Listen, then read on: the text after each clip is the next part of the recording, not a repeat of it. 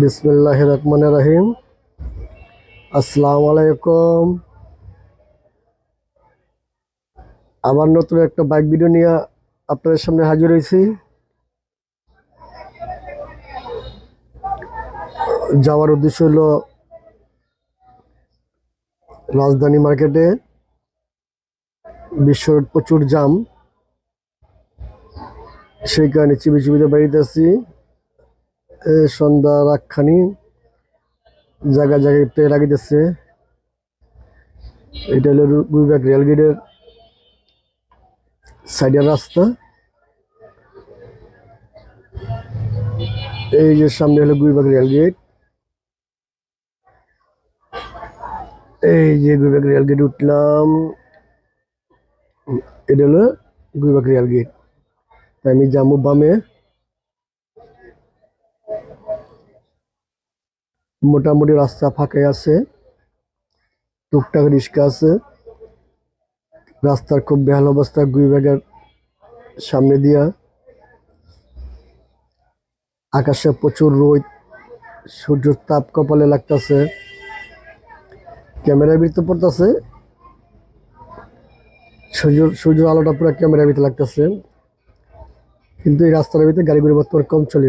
এই রাস্তাতে খুব সিরিয়াসলি গাড়ি চলতো, কিন্তু ওই সামনে আড়াই লেনের মোড়টা কাটা,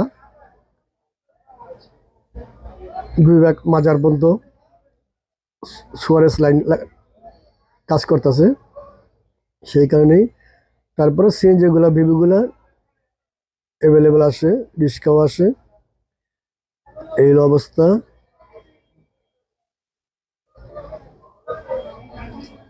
সন্ধ্যার আগখানে প্রচুর রোদ, জায়গা জায়গায় ইত্যাদি লাগাইতেছে।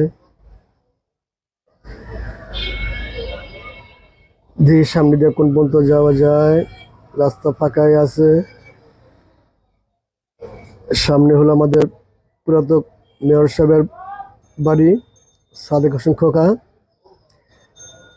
ডান দিকগুলো তার বাড়ি। দিয়ে এখান বাড়ি যায় কিনা, দেখেন রাস্তার কি অবস্থা। তা মনে হয় ঈদের পর পরেই রাস্তা কমপ্লিট মনে হয়ে যাওয়ার কথা। দেখেন এখান থেকে বাইকে ঠিক মতো আসতে পারতেছে না, রিক্সা ঢুকা দিয়ে বসে থাকে। করবো কি, গরিব মানুষ সবাই তো একটু তাড়াহুড়া করতেছে আসা যাওয়ার জন্য। এই দিন রাস্তার কি অবস্থা, একটু কাইতা পড়লেই বড় ধরনের একটা দুর্ঘটনা ঘটবে। এই যে রিক্সা এর ভিতরে ঢুকাই দিছে, দেখেন কি অবস্থা। চতুর্দিকে রাস্তা কাটা, খাদা খন্দে ভরা। মাজার রোডের মোড় পর্যন্ত, মাজার রোডের ডান দিক দিয়ে এদিক দিয়ে রাস্তা অনেক খারাপ ছিল, তো মোটামুটি পাইপ টাইপ ফালাইয়া সুয়ারিসের কাজ করছে, সলিং টলিং করছে, কিন্তু রাস্তা ঢালাই করা হয়নি। এই দিন কি অবস্থা। এটা হলো মাজারের সামনের রাস্তা, এই সামনে মাজার। এই হলো রাস্তার পরিস্থিতি। এই রোজা মায়ার দিনের ভিতরে গুলবাগবাসীর দুর্দশা নিয়ে ভিডিওটি করা। ভিডিওটা বেশি বেশি করে দেখবেন, সাবস্ক্রাইব করে একটা শেয়ার করে দিয়ে বেল আইটেমে চেপে দিবেন। তারপরে আমি সার্থ হয়ে গেল গুলবাগ। সামনে রামকৃষ্ণ মেশিন, মাথার উপরে কিন্তু প্রচুর রোদ, অনেক রোদ। কিন্তু ক্যামেরার ভিতরে এই রামকৃষ্ণ মেশিন, ক্যামেরার ভিতরে রোদ পড়লে আলোটা কিরকম দেখা যায় জানি না, ভিডিও কিরকম হবে। সামনে হইলো ইত্তিফাক মোড় বা টিকাতুলি মোড় বলে, ডান সাইড হলো ব্রাস ক্লাব। এই ডেনমার্ক ব্রাস ক্লাবের মাঠ, এই হলো ব্রাস ক্লাবের মূল গেট। এই সেই টিকাতুলির মোড়। তো ইতিমধ্যে রিক্সা গাড়ি ঘোড়া খুবই কম, বড় লম্বা ছুটি পাওয়া হয়েছে, সবাই বাড়ির উদ্দেশ্যে রওনা দিছে। মেন রোডগুলো জাম আছে, কিন্তু মতিঝিল ইসলাম স্থান দিয়ে এদিক দিয়ে রাস্তাঘাট খুবই মোটামুটি ফাঁকা। কিন্তু বড় বড় গাড়ির কিছু জাম আছে, যারা এখনো ঢাকার বাইরে চলে গেছে। আমার বাম সাইডে হলো বঙ্গভবন। আমি যাব ইত্তিফাক মোড়ের থেকে বামে রাজধানী মার্কেট।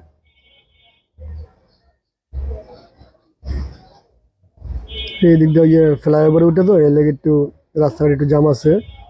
তো ওই জাম না, রানিং জামই আছে। মোটামুটি এই রাস্তা সবসময় জাম লেগে থাকতো, কিন্তু আজকে মোটামুটি জায়গা তো মোটামুটি একটু ক্লিয়ার আছে। হালকা পাতলার জাম, সিঙ্গেলের জাম, এটা থাকবে না, চলে যাবে। আবার ডাইন সাইডে রাজধানী মার্কেট, একটু জাম তো থাকার কথা। এদিকে এই দিন রিক্সা যেদিক পরে এদিকে ঢুকাই দিয়েছে, কেউ কোনো সাইড দিয়ে আসে না। যাক, মোটামুটি টিকাতলি ফ্লাইওভারের সামনে, ফ্লাইওভার না, ওভারব্রিজের সামনে আছি।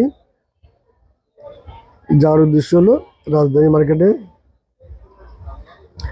একটা লোক দাঁড়িয়ে আছে, ওর সাথে কিছু কথা বলার জন্য, ওই উদ্দেশ্যে ভিডিওটা করা।